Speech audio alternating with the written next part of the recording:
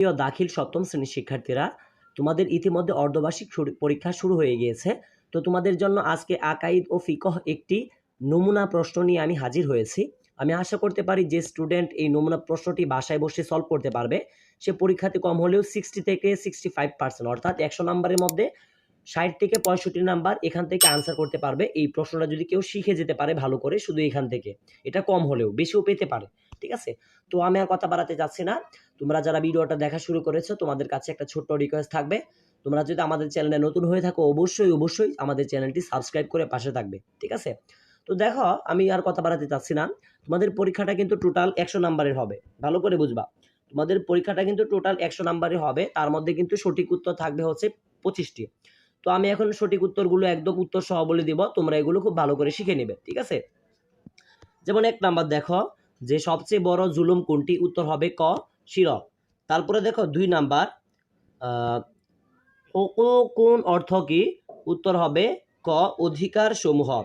3 number দেখো যে তাজকিয়া শব্দের অর্থ কি, তাজকিয়া শব্দের অর্থ কি, উত্তর হবে ক পরিশুদ্ধ করা। তারপরে দেখো 4 নাম্বার আল্লাহর নৈকট্য মনোনীত ধর্ম কি, আল্লাহর নিকট মনোনীত ধর্ম কি, উত্তর হবে গ ইসলাম। তারপরে দেখো 5 নাম্বার ঈমান ইসলামের কততম বুনিয়াদ। ঠিক আছে, 5 নাম্বার উত্তর হবে ক প্রথম। ঠিক আছে, তারপরে দেখো 6 নাম্বার আল ইবাদাতু শব্দের অর্থ কি, ইবাদত শব্দের অর্থ কি, 6 এর উত্তর হবে ক। ঠিক আছে, অর্থাৎ উপাসনা। তারপরে দেখো 7 নাম্বার নবী রাসূলের হচ্ছেন, এখানে যে অপশনগুলো আছে তো এগুলো দেখে নিবা। 7 নাম্বারের উত্তর হবে কিন্তু যে ঘ নাম্বার, অর্থাৎ সবগুলোই। তারপরে দেখো 8 নাম্বার যে লেখা আছে আনা খাতামুন নাবিয়্যিনা, এর তাৎপর্য কি, 8 এর উত্তর হবে যে 8 এর উত্তর হবে ক আমি সর্বশেষ নবী, আমার পর কোনো নবী আসবে না। ঠিক আছে, তারপরে দেখো 9 নাম্বারটার উত্তর হবে যে আল ইমামুল আজম, ইমামে আজম কার উপাধি। ঠিক আছে, ইমাম আজম কার উপাধি, উত্তর হবে কিন্তু ক ইমাম আবু হানিফা, আমরা সবাই জানি। তারপরে দেখো 10 নাম্বার দিনের খুঁটি কি, দিনের খুঁটি কি, 10 নাম্বারের উত্তর হবে খ ফিকহ।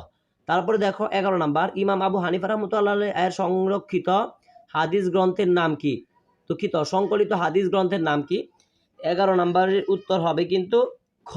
ঠিক আছে, খ হবে, অর্থাৎ কিতাবুল আসার।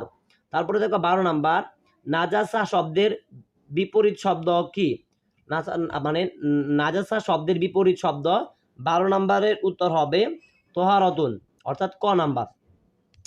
তারপরে আমরা চলে যাচ্ছি 13 নাম্বারে সঠিক উত্তরে, নাজাসাতুন এর অর্থ কি, নাজাসাতুন শব্দের অর্থ কি, উত্তর হবে অপবিত্র, অর্থাৎ গ নাম্বারটা।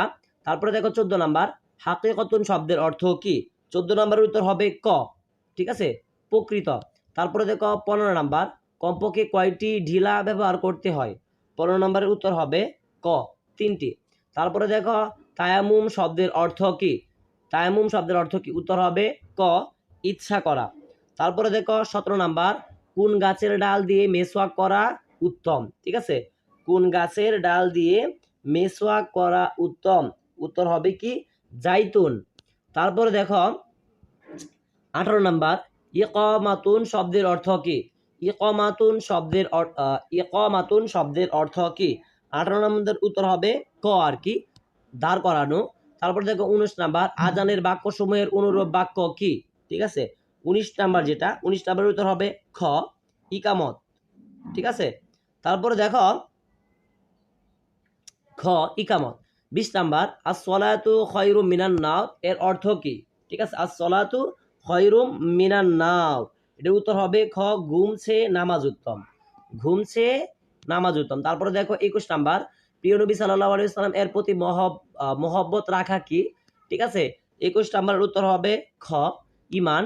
তারপরে দেখো 22 নাম্বার উন্নত চরিত্র অর্জনের পদ্ধতি কয়টি, 22 নাম্বারের উত্তর হবে কিন্তু ঘ 15টি।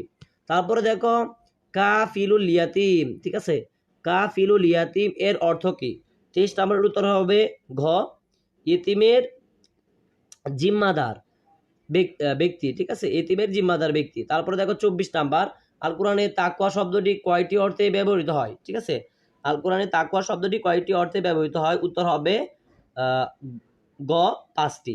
তারপরে দেখো 25 নাম্বার সর্বশেষ যে সঠিক উত্তর, পরিভাষায় তাকওয়া অর্থ, উত্তর হবে কিন্তু ঘ, অর্থাৎ তিনটাই উত্তর হবে যে আল ইবাদাতু, তারুতুল মাসিয়াতি, আল ইখলাসু, অর্থাৎ এই সবগুলো 25 নাম্বারের ঘ নাম্বারটা হবে। তো 100 নাম্বারের মধ্যে আমি অলরেডি তোমাদের সাথে কিন্তু আলোচনা করেছি হচ্ছে 25 নাম্বার। তো এখন আমি তারপরে যে তোমাদের বাকি আরো নাম্বার রয়েছে সেখানে আমি চলে যাচ্ছি।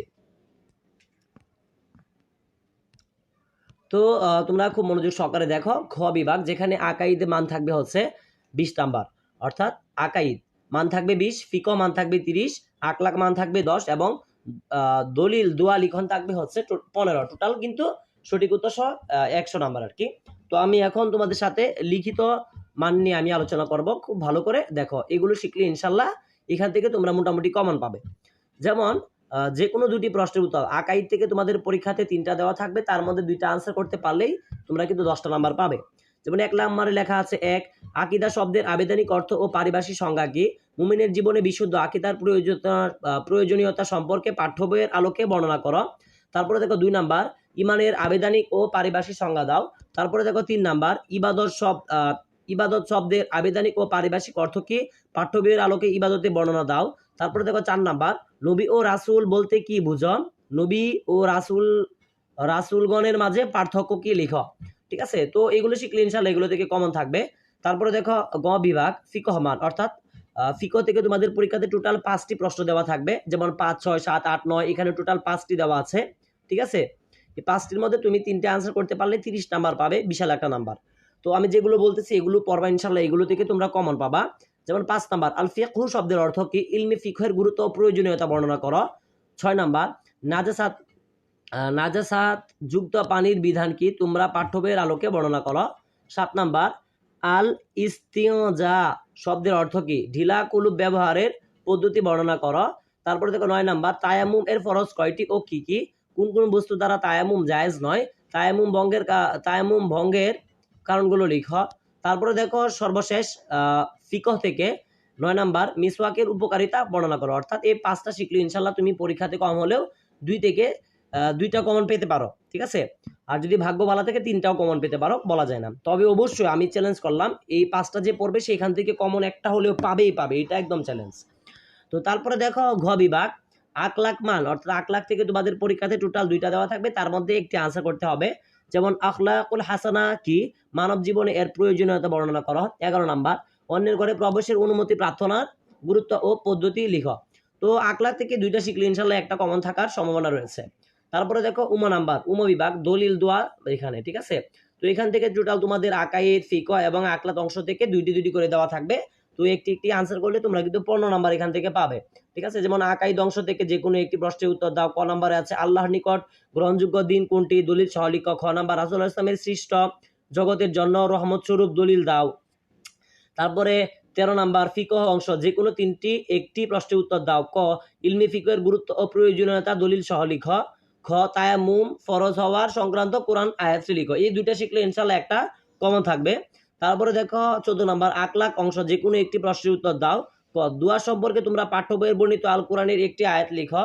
এবং খ তোমার পাঠ্য বই থেকে যে কোনো একটি দোয়া অর্থ সহ মুখস্থ লিখো। অর্থাৎ এগুলো যদি শিখো ইনশাআল্লাহ এগুলো থেকে তোমরা পরীক্ষায় মোটামুটি কমন পাবে। তো আমি আর কথা বাড়াতে যাচ্ছি না, আজকের মতো বিদায় নিচ্ছি।